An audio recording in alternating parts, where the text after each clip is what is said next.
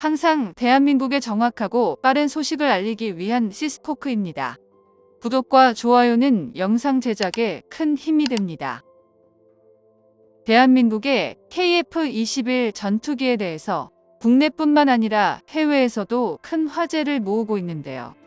최근 KF-21 전투기가 공대공 미사일 발사 시험을 성공함에 따라 국산 공대공 미사일 개발 현황에 대한 정보가 공개되었습니다. 국방과학연구소에서 추후 KF-21 전투기에 탑재되어 적 항공기로부터 우리나라의 영공을 지키게 될 국산 공대공 미사일을 개발 중에 있는데요. 미국에서는 KF-21 전투기의 개발 과정에서 끝까지 통합을 거부했던 것이 바로 공대공 미사일 통합 허가입니다. 그러나 작년 7월 첫 KF-21 전투기 CJ-1호기가 비행에 성공한 뒤 무려 8개월 만에 공대공 미사일 발사에 성공하면서 미국에서조차 해외 수출 대박 조짐이 보여 미사일 장사를 위해 통합 허가를 내줬는데요. 전투기의 공대공 전투를 위한 무장은 일반적으로 사거리 최대 20km의 단거리 공대공 미사일과 사거리 최대 100km의 중거리 공대공 미사일 두 가지가 탑재됩니다. 양쪽 모두 미국산 모델이 대표적으로 단거리에서는 AIA-9 사이드와인더, 중거리에서는 AIM-120 암람이 세계 곳곳으로 팔리고 있는데요. 그동안 미국과 무기 체계를 상당 부분 공유해오던 대한민국도 KF-21 전투기 공대공 무장으로 미국산 미사일을 채택하려고 했었습니다. 그러나 미국에서는 그동안 함께 했었던 미사일 부분에 대해 허가가 불가능하다며 몇 차례나 거절했는데요. 이에 한국은 잘 알려진 대로 사이드와인더의 미국산 대신 독일제 아이리스트를 암람 대신에 영국제 미티어를 장착하기로 했었습니다. 하지만 그동안 대한민국 연구진들은 놀고만 있지는 않았습니다. 미국에서 거절한 KF-21 전투기의 국산 공대공 미사일 개발 작업에 나섰는데요. KF-21 전투기는 단군 이래 가장 많은 예산이 투입된 방산 프로젝트로 국내에서만 배치하는 게 아니라 수출까지 하는 것이 최종 목표입니다. 물론 전투기와 같은 플랫폼은 수출을 함에 따라 전투기 본체뿐만 아니라 탑재되는 무장에서도 나오는 수익이 어마어마합니다. 사실 미국에서 아마 미사일 수익을 고려해서 미국제 미사일 통합 허가를 해준 것인데요. 전 세계에서 K방산 열풍이 끌고 있으며 KF-21 전투기가 매우 빠른 속도로 개발이 진행되고 수출을 희망하는 나라들이 점점 늘어감에 따라 미국에서도 KF-21 전투기의 미사일 장사를 하겠다는 것입니다. 한국의 KF-21 전투기가 외제 미사일을 달고 수출을 하다가 언제 미사일 통합 허가를 변경할지 모르기 때문도 있으며 미사일 판매에 대해서도 긍정적으로 검토가 되었기에 공대공 미사일 국산화를 주도했는데요. 단거리 공대공 미사일에는 세대 구분이 있습니다.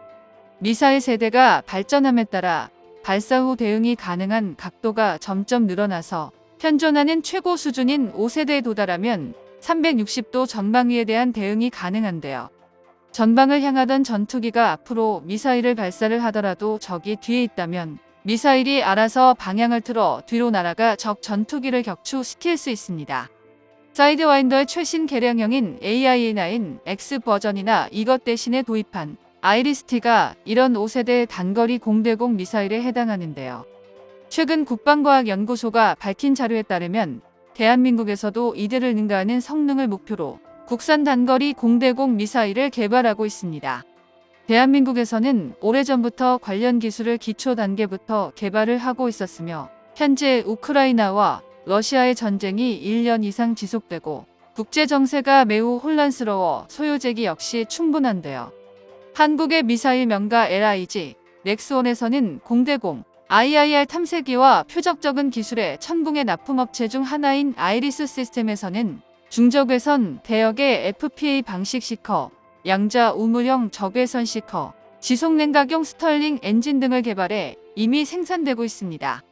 국산 단거리 공대공 미사일의 경우 전장 3m 수준의 사이즈가 될 것으로 여겨지는데 KF-21 전투기 블록2에 내부 무장창이 탑재될 경우 후방 랜딩 기어를 날개 쪽으로 옮기고 측면 무장창을 만들어 놓기에 딱 좋은 사이즈가 바로 3m입니다.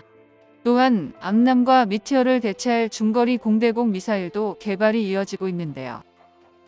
현재 개발하고 있는 단거리 미사일에 비해서 더욱 그 필요성이 대두되고 있는 상황입니다.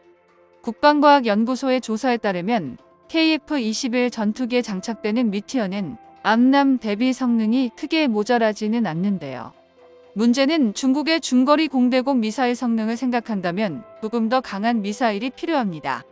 암남의 사거리가 160km, 미티어의 사거리가 150km로 추정되는 가운데 중국의 최신 중거리 공대공 미사일 TL-15는 사거리가 200km를 넘을 것으로 여겨지고 있는데요.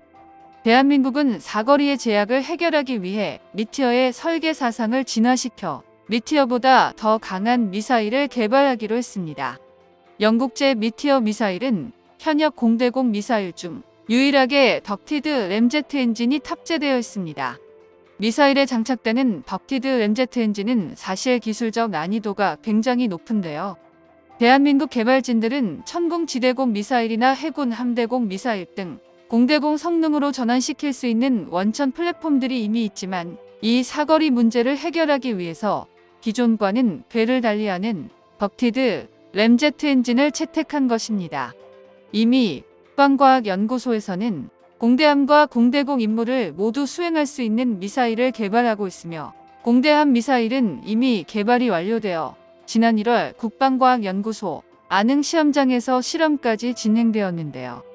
국방과학연구소에 따르면 국산 공대공 미사일의 전력화는 KF-21 전투기의 극초음속 순항 미사일이 통합되는 2030년 초가 될 것으로 보고 있습니다. 최근 미국의 4대 방산기업인 보잉사가 직접 한국을 찾아와 미래 전력무기 개발 사업으로 공동 개발을 하기로 협력했는데요. 그 말은 즉슨 더 이상 미국에서 대한민국을 그저 항공기에 필요한 핵심 부품을 대량으로 생산하는 해외 공장으로서의 역할에서 이제는 대등한 협력 관계를 가지는 국가로 인정했다는 것입니다. 대한민국 연구진들과 개발진들은 KF-21 전투기의 시제기들이 연속된 비행 성공과 함께 미티어 미사일 발사를 하는 등 그 어떤 나라들보다 빠르게 개발을 진행하고 있는데요. 특히나 KF-21 전투기는 작년 첫 시험 비행에 성공하면서 미국 대표 전투기인 F-35가 5년이나 걸린 미사일 발사 시험을 고작 8개월 만에 성공시켰고 이를 통해 전 세계를 놀래키고 있습니다. 게다가 국산 공대공 미사일 개발까지 진행하고 있어 미사일 갑질로 대한민국을 우습게 알던 미국도 이제는 공식적으로 협력을 요청할 만큼 큰 성장을 이뤘는데요. 틈만 나면 우리 영공을 넘보던 중국 역시 이제는 우리의 눈치를 보게 될 것입니다. 정보가 도움되셨다면 구독과 좋아요 부탁드립니다. 이상 시스코크입니다.